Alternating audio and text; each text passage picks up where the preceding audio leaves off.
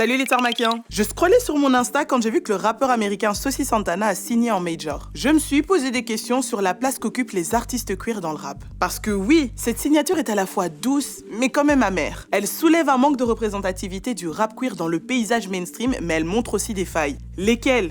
Bref, parlons musique.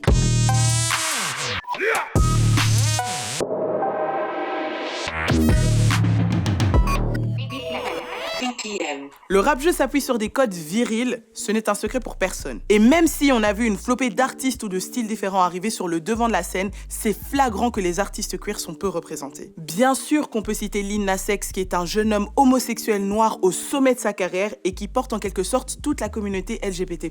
Au travers de sa musique et de ses clips, il assume totalement qui il est et se livre sur ses questionnements avant son coming out.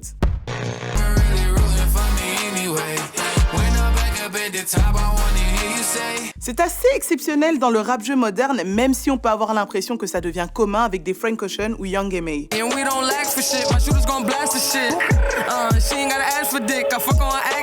Quand t'observes bien, l'industrie musicale est en quelque sorte le miroir de la société. C'est-à-dire que s'il y a du colorisme, de l'homophobie dans la vie de tous les jours, malheureusement, il y en aura aussi dans la musique. Ceci dit, chaque règle préétablie de façon tacite a aussi des exceptions. Il y a des artistes qui arrivent à secouer les codes de la masculinité comme Young Thug. Il casse des barrières en se jouant des codes vestimentaires genrés, sans que ce ne soit un tabou et sans que ça ne remette en cause sa légitimité.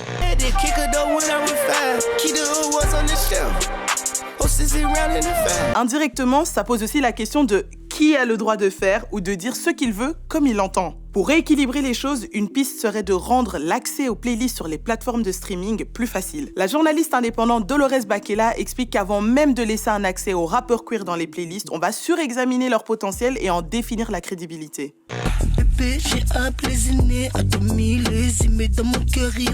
Oui, soyons honnêtes, combien de rappeurs hétérosexuels parlent tous des mêmes sujets ? La tease, les potos, la mama. Pourtant, ils ont quand même un boulevard d'opportunités. Tout ça pour dire que les artistes queer ont aussi une histoire, un art à partager qui ne tourne pas qu'autour de leur sexualité. En bossant sur ce sujet, je suis tombée sur ce documentaire vachement intéressant. Je t'invite à le regarder. C'est clair qu'on ne peut pas comparer les States et ici sur tous les points, mais il y a quand même une similitude sur le fait que le rap semble plus ouvert avec les meufs queer.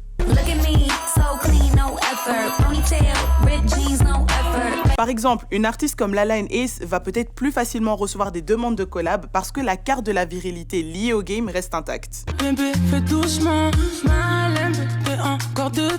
Dans ce cas-ci, on a l'impression que la question du genre provoque moins de gêne. Après, c'est paradoxal que le rap, qui est un mouvement qui a souffert de discrimination, répète un peu l'histoire dans le traitement et la représentation des artistes queer. En ce qui concerne Saucy Santana, je suis curieuse de voir la suite et j'espère que sa signature en major ne va pas changer qui il est.